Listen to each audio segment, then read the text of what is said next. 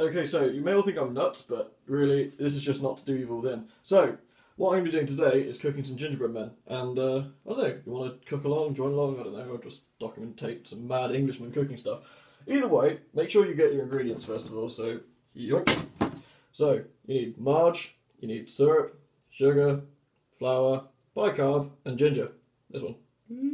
Ginger. This is weird. Anyway, my hand looks massive in this. It looks like I've got really long fingers. Anyway, so I got scales. Don't think I honestly need them. Oh, and gingerbread cutter. You need that unless you want to cut them into like weird phallic shapes, which I might do anyway. Cool. We have one bowl. We have ingredients, and now we shall make success. Next most important thing: teaspoon. And we need to do the ginger first, then the bicarb. We got to do it in the right order, and it has to go in here. Make sure your bowl is clean, by the way. You don't want to have a dirty bowl. This would be weird. So, give me 2 seconds and we'll add this. Out of focus as it is, you need about that much ginger. Like, that much. That's not a lot. Don't overdo it. Don't want to, like, choke yourself to death on this damn stuff. It's not evil within. No need for sadism now. And about yay much of bicarb soda. Yoink.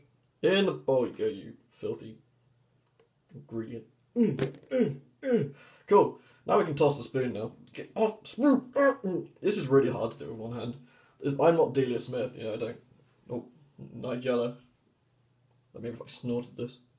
Anyway, so we got 2 things. We don't need the spoon anymore. That can piss off into the bowl. Right. Now we get to add the fun stuff.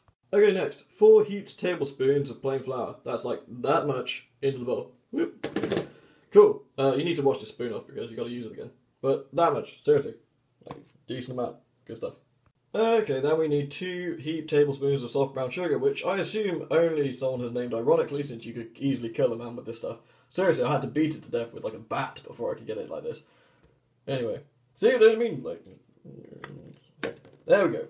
Halfway there. Well, almost. We got to do the marge now. So, clean the spoon. About this much of margarine. Like, from fresh, like that much. Don't overdo it. Don't ruin this now. I'm gonna have to get a knife. This is hard to do with one hand, you have to forgive me. Just a fair warning, this next bit is a disaster, so because it gets so messy. Golden syrup, yeah, you open that sucker. Spoon, spoon, spoon, spoon. There we go. Best thing to do, I know it sounds stupid, jam the thing, open it up like that. And those of you who've never cooked, oh god, look at that, it goes everywhere, so just seriously be careful. You need like a heaped teaspoonful, like tablespoon, same one, heaped, into there. I would do it over the bowl. Seriously, you'll get this shit everywhere and it never comes out much. Like that. You gotta use the twirly method when you pick it up, otherwise you're gonna be there all day. And it'll go everywhere. So, use a knife, scrape it off, get into the bowl, then we get to mix. Okay, now you've got all your stuff in the bowl, best thing to do is, well, get the spoon and beat the shit out of it. Seriously, stir until it's like a really, really firm paste. I'm sure you want them done. Stir. Because I can't do it one-handed. As much as I would like. If you find it's been too, like, sticky, like, just slam a little flour on it. Like, more flour means less stickiness, and it should be a case where you can sort of move it around without too much hassle, so I mean.